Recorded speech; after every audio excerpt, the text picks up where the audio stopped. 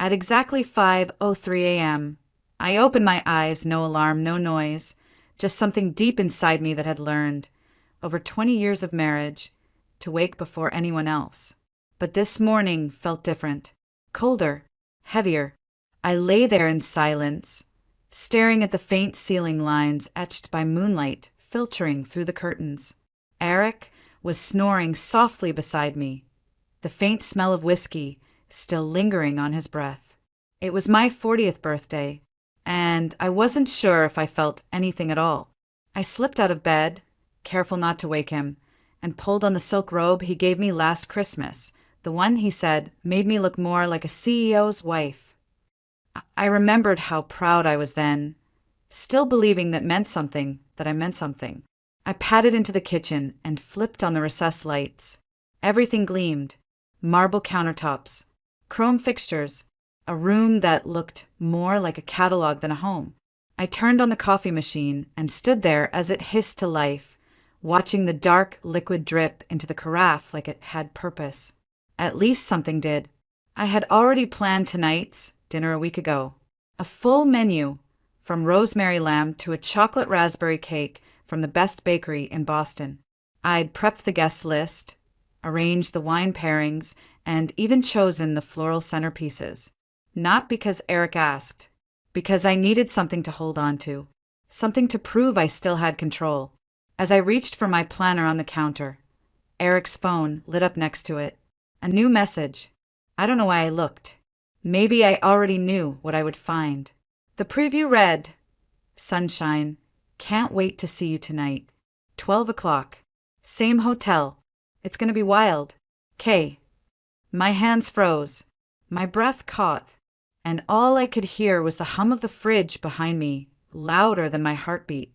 He hadn't objected when I suggested a birthday dinner at home. Now I knew why. He had his own celebration planned. I sat down at the kitchen island, clutching the edge of the marble like it might anchor me. But nothing held. There were no tears. Not yet. Just this numbing, familiar ache, like realizing, again, that my life had drifted so far off course I couldn't remember where it began. I had a red diploma in economics once. I helped Eric build his company from a one-man renovation gig into one of Boston's top development firms. But you wouldn't know it. Not from the outside. Not even from the inside. To them, I was just Elaine, the wife who made perfect espresso and wore silk robes. I looked up at the wall clock. Still early. I stood and opened the fridge, pulling out the marinating lamb, fresh herbs, and the cake box tied with burgundy ribbon. The cake looked beautiful, almost enough to distract me from the fact that I felt completely hollow inside. Eric would probably roll his eyes again and call it a waste of money. He could drop $2,000 on a bottle of single malt for a client, but a birthday cake? Too extravagant. The lights on the stove cast a faint glow on the floor tiles. I moved with practiced ease, chopping, seasoning, arranging ingredients in neat rows. For a moment, I almost forgot what I saw. Almost. Until the bedroom door creaked and his voice, still laced with sleep, called out, "Smells good already. Maybe we should have hired a caterer." Huh. He walked in, adjusting his Rolex, flipping through emails on his phone. I smiled faintly. "I like cooking. You know that." He grunted. Sure. By the way, I invited a couple more tonight. Mike from the Sweden Project and Andrew Lawson. You remember him?" My hands paused over the cutting board. Of course I remembered. Andrew Lawson, my old classmate, the one who once scribbled Keynesian theories in the margins of my textbooks and brought me daisies during finals week. I hadn't seen him in over a decade. I turned back to the counter. No, doesn't ring a bell. Come on. Tall guy, eco-startup something. We'll see if he's cooking up anything useful. I nodded absently, chopping parsley with a little more force than necessary.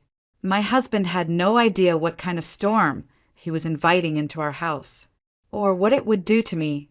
By noon, the apartment was spotless. Every candle trimmed, every plate polished, every champagne flute arranged on the white linen runner, like soldiers in formation. I'd even iron the napkins, something no one would notice, but I did it anyway. Because order gave me comfort. Because perfection was the only armor I had left. I glanced at the clock again. Guests would start arriving by 6. I still had time for the salon. My appointment was at 2. But before that, I walked into my closet and pulled out the deep sapphire blue dress. The one Eric had rolled his eyes at during the wedding 3 years ago, mumbling, "You're not 20 anymore." I held it up now, defiant. It had a low neckline and bare my shoulders. It fit like it used to. And today, I didn't care what he thought. I slipped it into a garment bag and grabbed my shoes. As I turned, I caught the old leather-bound notebook on my dresser. My journal, not for secrets or feelings, but for business notes. Analytics, client summaries, cost projections. All the things Eric didn't have time for, but that someone had to track. I flipped to the last page, picked up a pen, and wrote 40. Eric is with Krista or Kayla or whoever this week. Ethan's in Chicago, far from this house and the ghost I've become. His mother is coming tonight, which means criticism in a pearl necklace. But me? Tonight, I'll wear that damn dress. No more hiding. 40 is not the end. It's the start. At exactly 2 p.m., I sat under the soft light of the salon mirror while a stylist arranged my chestnut hair into a loose, elegant updo. Light makeup, rose-tinted lips, silver drop earrings, gifted by my parents long ago, completed the look. I hardly recognized myself. Not because I looked different, but because I looked awake. At 5:55, Monica arrived with a burst of cinnamon-scented air and a giant bouquet of white lilies. She took one look at me and let out a low whistle. "Elaine Harper, look at you. That man's gonna pass out when he sees you." I smiled. "Think he'll notice?" "If he doesn't, he's blind. Or stupid. Probably both." She handed me a small, velvet-wrapped parcel. "Open it when you're alone." I tucked it into my bedroom drawer without asking. With Monica, there was always intention behind the mystery. Champagne chilled in the buckets. The lamb rested in the oven. My heart was oddly calm. At 6:35, the first knock came. Margaret Harper, my mother-in-law, swept in wearing a cream suit and hair lacquered into place. "Elaine," she said, eyes flicking to my bare shoulders. "A bit much, don't you think? At your age." I bit my tongue and smiled. Just for today. She brought Peking duck, Eric's favorite. Of course. Professor Walter, Eric's father, followed quietly behind, offering a kind hug and a soft, "Happy birthday, my dear. You look wonderful." I clung to that compliment like a lifeline. More guests arrived, colleagues, old family friends, spouses I barely remembered. I poured drinks, passed hors d'oeuvres, laughed when expected. It was my party after all. I played my part. It wasn't until nearly 8 that Eric arrived. He burst through the door, all charm and cologne and tailored wool. "Sorry, meetings ran over," he announced, kissing his mother's hand and scanning the room. Then his gaze landed on me. He blinked once, twice, like he wasn't sure who I was. "Wow," he said, crossing the room. "Trying to outshine everyone tonight, aren't you?" He wrapped an arm around my waist. I stiffened. "Careful with the champagne, darling. You'll need a steady hand for the cake." He laughed, and the guests laughed with him, some nervously, some too polite to question it. Monica just raised one perfectly arched brow and sipped her wine. Then the doorbell rang again. Eric glanced at the clock. "That'll be Andrew." I walked to the door, heels echoing on the hardwood floor, and opened it to find a tall man with salt at his temples, clean glasses, and a quiet bouquet of white roses. He smiled, and for a moment I forgot to breathe. "Happy birthday, Elaine. You haven't changed a bit." It was Andrew Lawson, but not the one from my faded college memories. Gone were the messy curls and oversized hoodies. In their place stood a man with confident posture and eyes that still held that curious light I remembered. Only now it was steadier, deeper. "Come in," I said, stepping aside. You're just in time. He handed me the roses. White, your favorite, right? You once said they stood for new beginnings. I stared at them a second too long. You remembered. Some things are worth remembering. His fingers brushed mine for the briefest moment, warm and steady, and then he stepped inside. His presence was calm, quiet, like someone who knew exactly who he was and didn't need to prove it to anyone. I watched him move through the room, politely greeting guests, scanning the space with a kind of amused curiosity.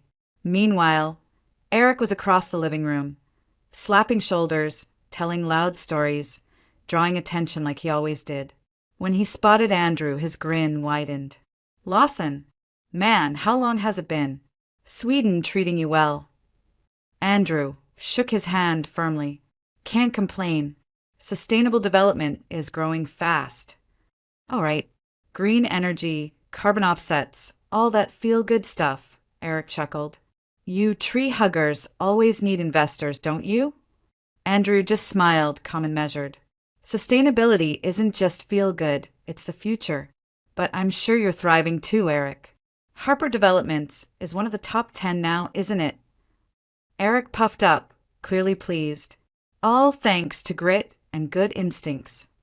I stood nearby, arranging the white roses in a vase. My hands trembled slightly. 3 years ago, I drafted the plan that launched us into suburban markets while our competitors fought over urban real estate. I ran the numbers. I negotiated the supply deals. Eric laughed at it at first, until it worked. He never mentioned my name in the press release. Andrew caught my eye. He didn't say anything. He didn't have to. There was something in his look, like he could see right through the practiced smile I wore like armor. The evening picked up momentum. Laughter grew louder. Wine glasses refilled themselves, and I moved between kitchen and living room like a hostess on autopilot. Then, over the noise, I heard Eric shout, Hey babe, where's that contract with East Shore? Want to show Mike our terms. I didn't hesitate. In the red folder in your office drawer. But remember clause 5.3 needs review. Vernon's legal team pushed back on the delivery timeline. A brief pause, a ripple in the noise. Eric frowned. What? No, that clause is fine. We agreed on that already. No, I said gently. They called 2 days ago, Eric waved a hand. Sorry, folks. My wife sometimes thinks she runs a law firm. His voice was loud, playful, but the undertone cut like glass. Sweetheart, you're great at canapes. Let's leave contract, law, to the grown-ups. A few guests chuckled uncomfortably. His mother nodded approvingly. She's always had a tendency to overstep, she said, sipping her wine. Women should focus on creating warmth in the home, not meddling in deals. I froze. My mouth was dry. My skin flushed hot with shame. Andrew's voice rose calmly across the room. In Sweden, over 40% of leadership positions are held by women. The results speak for themselves. Eric snorted. Yeah, well, that's Europe. Over here, we do things differently. A few of the men laughed. Others glanced away awkwardly. But my father-in-law, Walter, spoke up from the corner. Elaine graduated top of her class in economics. I remember. She even helped Eric pass statistics. He smiled warmly. You've always been sharp, dear. Dad, that was forever ago, Eric muttered. Books and theories are one thing. Real business is something else. I excused myself quietly and stepped into the kitchen. My hands moved on their own, reaching for the cake in the fridge. The chocolate raspberry glaze caught the light. I began to place the candles, 40 thin, elegant flames waiting to be lit. 40 years, a whole lifetime, and I wasn't even sure it had been mine. I had just finished placing the last candle when I heard a soft voice behind me. Need a hand? I turned to find Andrew leaning gently against the kitchen door frame. Sleeves rolled, no pretenses, just that calm presence again, grounding, steady. I forced a smile. No, I've got it. He nodded. I know. You always did.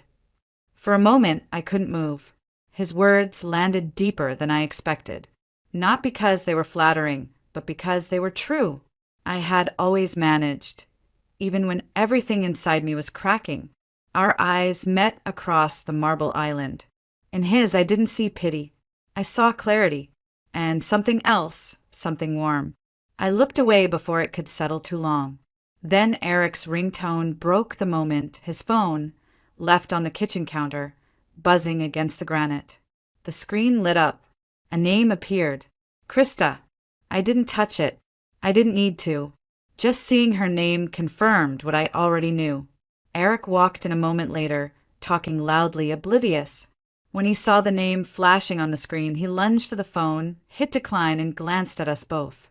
What's going on in here? Just prepping the cake, Andrew said, cool as ever. 40 candles. Impressive. Yeah, Eric said, placing his hand on my shoulder. His grip just a little too tight. And my wife handles it all so well. Doesn't she? His tone was light, but there was an edge. He looked at Andrew, then at me. I didn't flinch. Come on, Elaine, Eric added, voice lowering. Let's not flirt with old classmates during your birthday, I stared at him. It's my birthday, Eric. He blinked, caught off guard.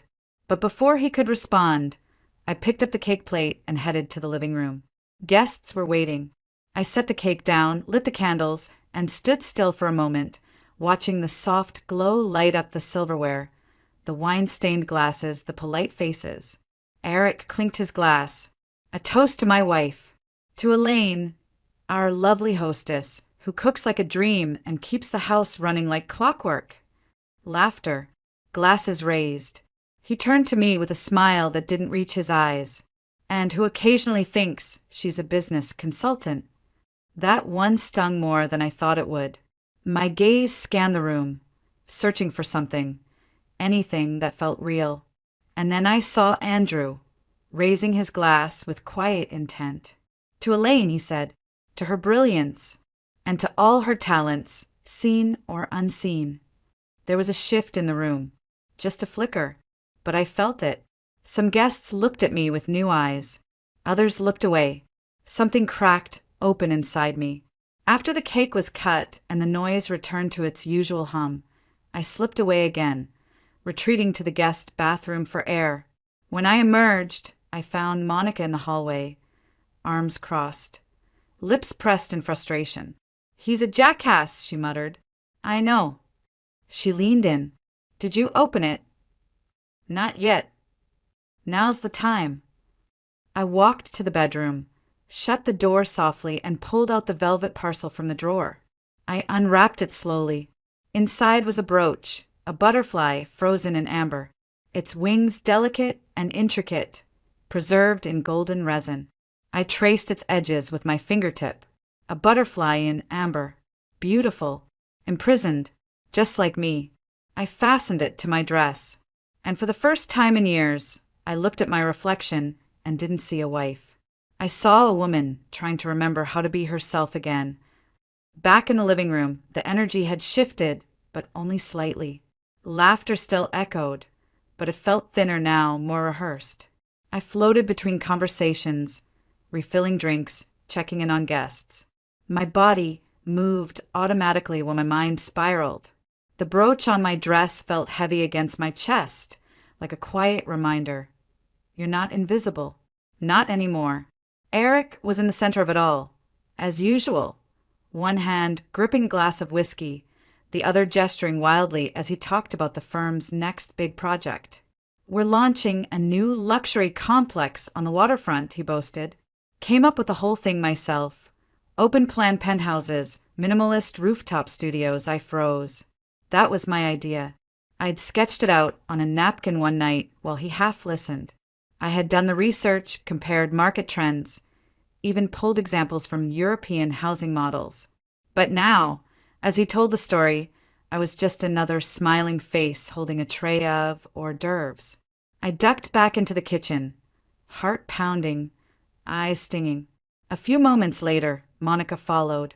Let me help, she said, grabbing a stack of plates from the table. I'm fine. She looked at me hard. Are you? I paused, then exhaled. What else can I do? You could stop pretending, she said. You could stop letting him treat you like the hired help. Elaine, I'm saying this as your friend and as a psychologist. This has gone on long enough. I glanced toward the doorway, lowering my voice. He'll hear you. Let him, she snapped. And while we're at it, did you even open your mouth when he called you a housewife who plays lawyer? In front of everyone. My silence answered her. Open your eyes, she said. You've been running that man's business behind the scenes for a decade. You negotiate contracts, manage costs, keep it alive, and still he talks to you like you're nothing. I looked down at my hands. They were shaking slightly. I didn't know if it was from anger, shame, or both. I can't just blow everything up. Why not? Because it's my son's home. Because I have no resume. No formal job history. Because I'm 40, Monica. Who's going to want me now? Monica's voice softened, but her eyes remained fierce. You are intelligent, experienced. You are the business. You think people like Andrew wouldn't see that? You think I didn't see how he looked at you tonight? I turned away, embarrassed. Don't start. I'm not saying anything scandalous. I'm saying maybe, just maybe, someone out there remembers who you were before you became Mrs. Harper. I felt tears press against my eyes. I swallowed them down.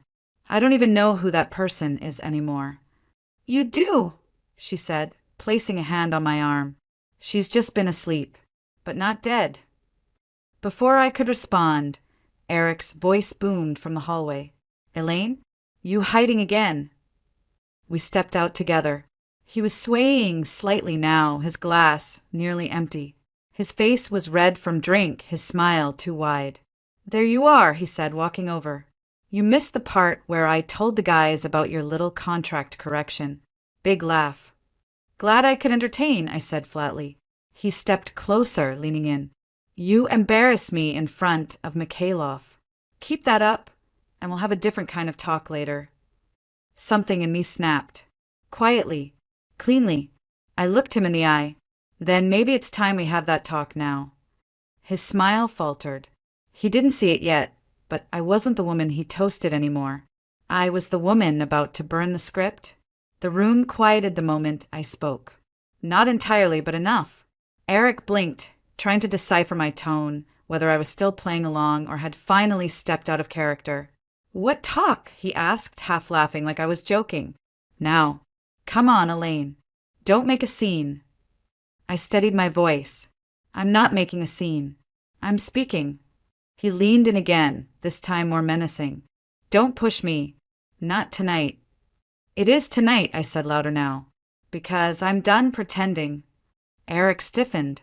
Around us, the clinks of glass and idle chatter slowed to a hum. People sensed something had shifted. Monica moved closer, just within reach. Eric's smile returned, but it was forced plastic.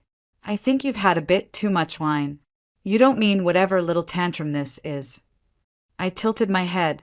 Don't I? Because I've been meaning it for years. I've just never said it out loud. I turned toward the guests. For 10 years, I've helped build this man's company, negotiated contracts, handled finances, even wrote the pitch he used to land our first $1 million client. And yet tonight, in front of all of you, he called me a housewife who plays lawyer. Gasps. Awkward glances. Some people set down their drinks. Eric grabbed my arm. We're not doing this. Let's go now. I pulled away. No, I'm not going anywhere with you. He looked stunned, like I'd slapped him. You've cheated. You've elite. You've humiliated me more times than I can count. And I let it happen because I thought that's what a good wife does. But I'm not your doormat, Eric. Not anymore. He opened his mouth, but no words came out. Just that look of disbelief, the unraveling of control. And if you think you can throw tantrums, break things, raise your voice, and keep me scared, I shook my head. You've run out of tricks. I turned toward the bedroom. I'm leaving tonight. I'll pack my things, and I'll be gone before sunrise. "You're being ridiculous," he barked. "Where would you even go?" "Somewhere quiet. Somewhere safe. Somewhere where I don't have to apologize for being intelligent."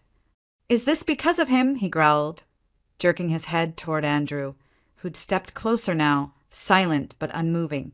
"This is because of you," I replied, "because I've spent the best years of my life shrinking for a man who couldn't bear to share the spotlight." Eric's face turned red, not from embarrassment, but from rage. "You think you can survive out there without me? You think he cares about you?" Andrew's voice finally cut in, low and firm. "She doesn't need me to care for her, Eric. She just needed you not to tear her down." Eric lunged forward, but Monica stepped between them. "That's enough." I didn't flinch. I walked back into the kitchen, picked up the keys from the drawer, and then turned back to him. "I'm not asking for permission. I'm not asking for forgiveness. I'm reclaiming my life." And then I walked out the front door, past stunned faces and flickering candlelight, past the shattered version of myself I'd left behind, into the hallway, into the night, into something that, for the first time in years, felt like freedom. I didn't go far that night. Just a few blocks away, to Monica's apartment, the same warm space filled with mismatched cushions, books stacked like towers, and the familiar scent of coffee and cinnamon. The door was already open when I arrived. She didn't ask questions. She just hugged me and said, "Welcome home." I stayed there for 3 days. 3 days of quiet. No raised voices. No walking on eggshells. No pretending. We drank tea, took walks through the park with leaves crunching beneath our boots, and talked for hours. Sometimes about serious things like finances and the divorce paperwork Monica had already printed out for me. Sometimes about nothing at all. It was the first time in years I let silence exist without anxiety. Eric called, over and over, first with outrage, then with desperation. His voicemails shifted in tone like the spinning of a roulette wheel, one moment cursing, the next begging me to come home. "We can fix this," he said. "Just tell me what to do." But he never once said I was wrong, and that told me everything. Margaret texted too. Long, suffocating messages about wives knowing their place and how marriage is about sacrifice. I deleted them without reading past the first line. On the 4th morning, I finally went home. Not to stay, just to gather my things. The apartment was spotless, as if nothing had ever happened. No broken glass, no overturned chairs. The white rose Andrew gave me had been placed in a slender vase on the dining table. I didn't know if it was Eric or the cleaner or Margaret. It didn't matter. I walked straight to the bedroom and began packing. Eric was there, sitting on the edge of the bed, unshaven, eyes dark and hollow. He didn't yell this time. "I don't get it," he said. "After everything we've built, you're really throwing it away." I kept folding my sweaters. "What exactly did we build, Eric?" "A life, a family, a name." I turned to face him. "You built a reputation. I built a home. I built a company, even if my name was never on the letterhead. But you built yourself a throne and made me kneel beside it." He rubbed his face. "Is this about Andrew? About that stupid brooch?" "This is about me," I said softly. "About the woman I used to be. The one who had dreams. The one you said was too much and slowly chipped away until all that was left was silence." He stood, frustrated. "What do you want from me? Money? A public apology? I want my life back." He laughed bitterly. "You think you can do better on your own? You're 40, Elaine." "I'm 40, I said, my voice steady, not dead. "And I'd rather start from zero than stay one more day in a life where I'm invisible." He stared at me like he didn't recognize the woman in front of him. Maybe he didn't. Maybe he never had. When I zipped the last suitcase, I walked over to the vase and gently lifted the white rose. Its petals had begun to wilt, edges curling inward. Still, it held beauty, fragility, and strength all at once. As I stepped into the hallway, suitcase in one hand and rose in the other, Eric called out. "You're going to regret this." I didn't answer. Not because I was unsure, but because I finally knew what I was doing, and that made all the difference. 2 weeks passed like a quiet storm. I found a small studio apartment in Cambridge, just across the river from everything I used to call home. It was nothing like our Beacon Hill condo, but it was mine. White walls, wide windows, sunlight on the hardwood floors. I furnished it with care, only what I needed. No luxury, no noise, no performance. I pressed the rose Andrew had given me between the pages of an old poetry book. It dried there like memory preserved, delicate and honest. Ethan came to visit on a Saturday. He stepped into the apartment, glanced around, and hugged me so tightly it hurt. "Mom," he whispered, "you look different. Better or worse?" "Lighter." We sat on my pull-out sofa, drinking coffee with cinnamon, just like Monica made it. He didn't ask for details. He didn't need them. After a while, he looked at me and said, "You know, I used to hear you laughing a lot when I was little. Somewhere along the way, that stopped." I nodded, tears burning behind my eyes. "I'm glad you left," he said, "even if I wish it didn't have to happen that way." I smiled. Me too. Eric still called. His messages had mellowed, less anger, more confusion. He didn't understand how I could just leave, as if my departure was sudden, as if it hadn't been building for years in every silence, every dismissal, every eye roll. Margaret tried to shame me through voicemails. I deleted them all. Work was harder. No references. No job history on paper. I went to interviews where I had to explain why my experience wasn't neatly typed on a resume. Most hiring managers smiled politely, but their eyes skimmed right past me. 40, female, formerly married to a CEO. It made people uncomfortable. Until Andrew called. "Coffee?" he asked, just like before. Only this time, I said yes without hesitation. We met at a small cafe near the river. He looked tired but content. When I walked in, he stood up with that same quiet smile. "You're wearing the brooch," he noted. "I am." He handed me a folder. "I want you to look at this. It's a 5-year plan for our U.S. expansion. We're looking for a regional financial director. I need someone who understands people and money. Someone who's already done this work, even if it wasn't on the books." I opened the folder. Numbers, charts, logistics. It all spoke to me, like a language I hadn't used in years, but still knew by heart. "You're offering me a job?" I asked, stunned. "No," he said. "I'm offering you an opportunity. The decision is yours. If you take it, we build it together. If not, we still finish this coffee and walk away friends." I studied him. There was no agenda in his voice, no manipulation, just space for me to choose. And for once, I didn't feel afraid. I closed the folder and smiled. "I'll need a few days. But yes, I want to try." "Good," he said. "I was hoping you'd say that." We finished our coffee by the window. The city pulsed quietly around us. Cars passing, trees shedding golden leaves, people going about their lives. I sat there with a man who once remembered what made me brilliant and offered me a chance to rediscover it.